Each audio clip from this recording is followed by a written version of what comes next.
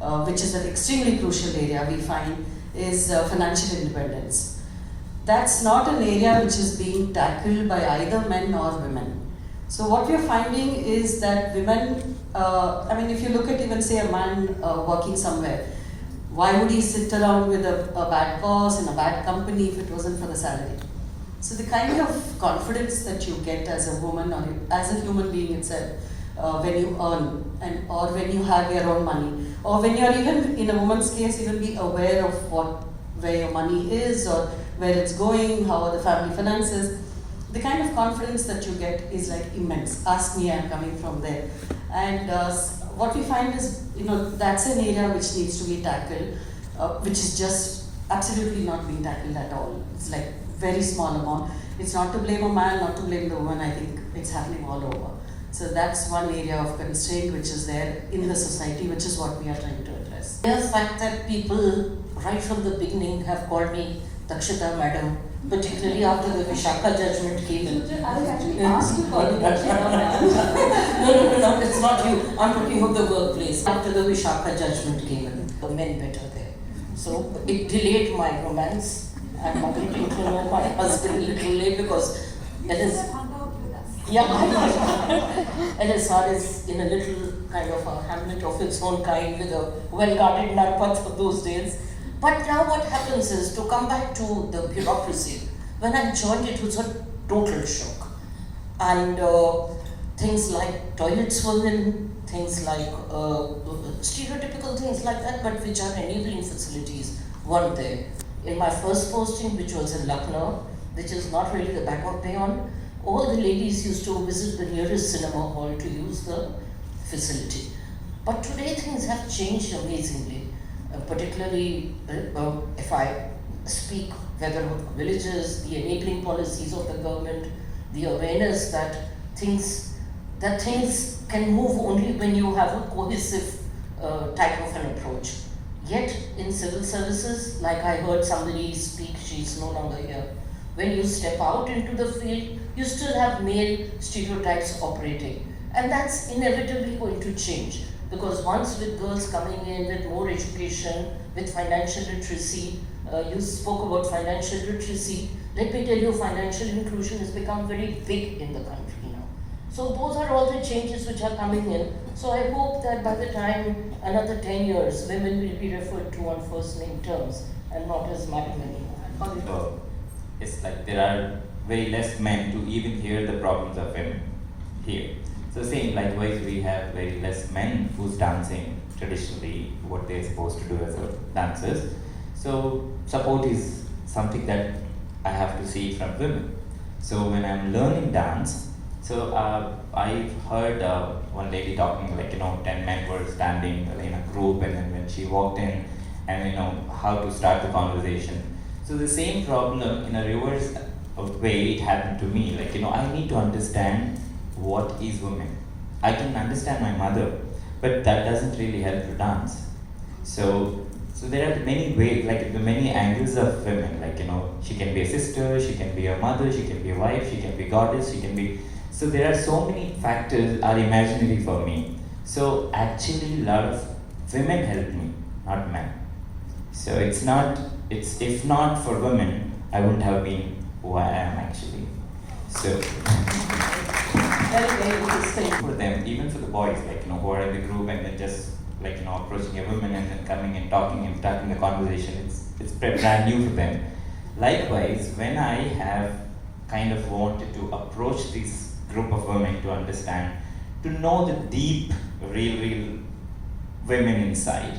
So I used to just get scared, worried, what to really start, where really it starts. I started admiring the lipstick and sari. Wow, beautiful sari. Wow, such a wonderful jewelry. So that's how it started. It took really long time. So it didn't really open up just in one glance or moment. So I think even probably for the same girl, if I'm really addressing that, so probably you should really approach few more times, because it is new for you and as well as new for them too. Perhaps I think it works because, yeah. So So in my case, a lot of women helped me, and thanks to, of course, again Lakshmi. And I always tell, it's like a BC, right? Like, before thing. Like, Halim Khan as a dancer is one, and then after meeting Lakshmi, it kind of changed a lot of things. So women, if they have to do, if they want to do, there's nothing that they can stop. Like, no. You have to keep making attempts to connect, and you really need advocates. So don't be shy or hesitant to get yourself an advocate to move forward.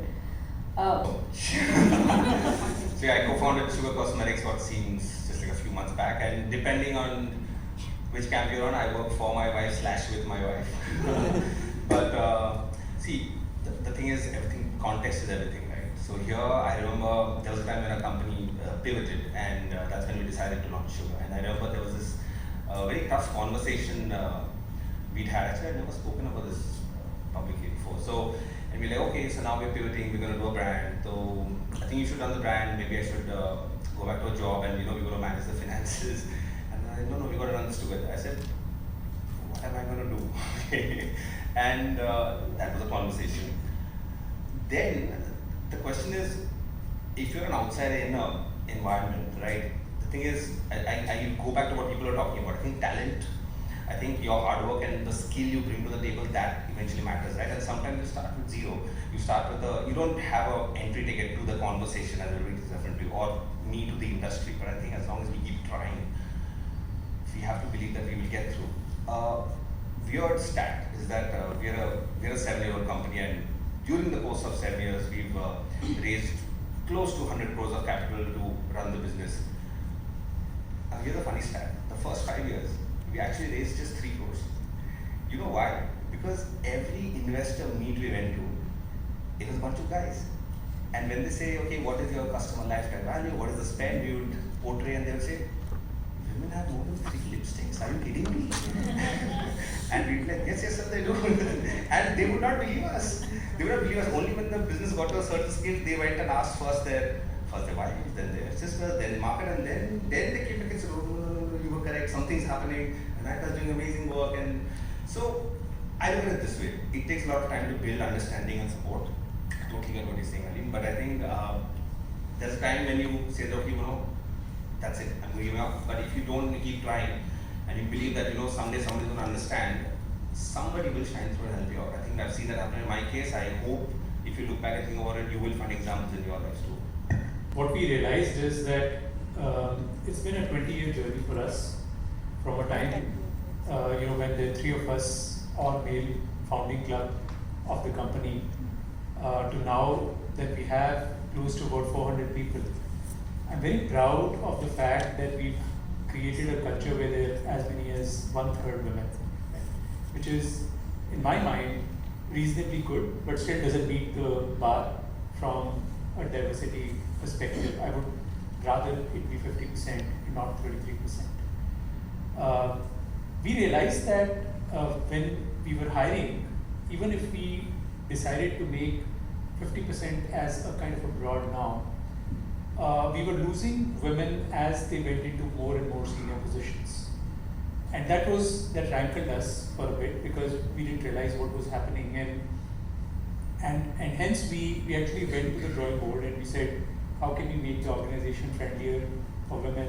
And we realized that, for instance, a lot of them were not turning up after the maternity leave, so we decided to make it a bit more friendly. We were talking to them before they went on leave to say that they can join back the organization.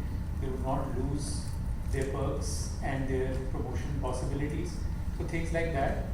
And now we are seeing already, out of the 11-member executive committee of the firm, we have Shilpa Kulkarni, who heads our digital and tech fund. And also, the board, just one little thing. We got Kate Richdale, who was the former chairperson of Goldman in Asia, as on a board. It's likely to be announced. So a bit delayed, 20 years, but still getting there. I think it's been I think in any organization, building that culture, where women are treated equally is very difficult. We've not just found it internally, even externally. as Kaushik mentioned about how investors saw the business and had biases about women buying, and I think we find a lot of those biases early enough, maybe 10 years back, coming in even when investors used to meet our bankers, women bankers, and probably would, have someone lower down meet them as opposed to someone senior meet them. So it started with those kind of biases which we consciously tried to kind of, weed out. We today have, 25 plus women in leadership position. Some of the best investment bankers, women investment bankers, are from the House of Awareness. So what I wanted to make is for them to be able to speak out openly on issues which matter to them. So I read somewhere that the best thing is if a woman can tell her boss this is bullshit, right? So I thought that was very interesting and very exciting, because sometimes at home you do get from your daughters or from your wife that comment, but getting it workplace is a novelty and would be very good. So I would be very happy if after this session, instead of the applause, people say bullshit. Yeah. So I think culturally we have to kind of make that difference where women can speak up, and some of those have to be very conscious. Pharmaceutical is very different from this very engineering heavy industrial, and the ratios were very few in the senior most position. At least the bottom had 30-35% women. In today in my industry context where I work in Mahindra Group, the top has very few, and in most of the engineering heavy companies the bottom also has very few, but maybe some of the more services companies have more women. But the best example is actually my former company where I worked in Sipla. It has 30% women top to bottom. So because there were so many women, this was not even a topic. I mean, we didn't even have a gender committee, we didn't have a gender discussion, we didn't have anything Women's Day. It was very natural because the top had, Samina was there at the top, the head of R&D was a woman, head of quality was a woman, half the packaging line was women, most of the R&D, the pharmacologists were women, salespeople had women. So it was normal, I would say, Having 30, 40, 50% women was normal, and therefore this was not even a thought or an issue. And I think that is sort of and even though they internally would think that maybe we need more, but still I would say that is perhaps the final end game that you don't even notice it. It's normal, you're 50% of the human representation, why should it be such a big deal? Because you're only 2% in the top leadership of this company or that company. And I don't think it is really dearth of talent or any such thing. I feel today there is acute awareness, which is maybe about 100 times better than where it was maybe when some of the other colleagues here, other panelists here joined the workforce. So it's acute awareness. I think now it's a two-way. Create the roadmap for the others, but also women need to lean in a little bit and make it happen for themselves. So I feel it's a lot better position where we sit today than say Amina 30 years ago, whenever she started her career. Can't even imagine. Yes. I think Vinita was talking about the Indian family and how that plays an important role of how the workplace actually plays out. So I just want to raise a point that when it was time for me, I quit law and I moved to Switzerland to study, and that decision when I went and told my father, that I don't want to study law, I want to do something else. The first thing he said is that education is important, and if you really want to open your own cafe, I wanted to go study. And he sent my brother and me together to Switzerland, and a lot of the family at that point was like, very typical North Indian, why are you spending so much money on your daughter? She's going to come back and get married. And he was like, no, both my children will have equal opportunities. Started with there to when I came back and I was, just working out of my home kitchen to pushing me out.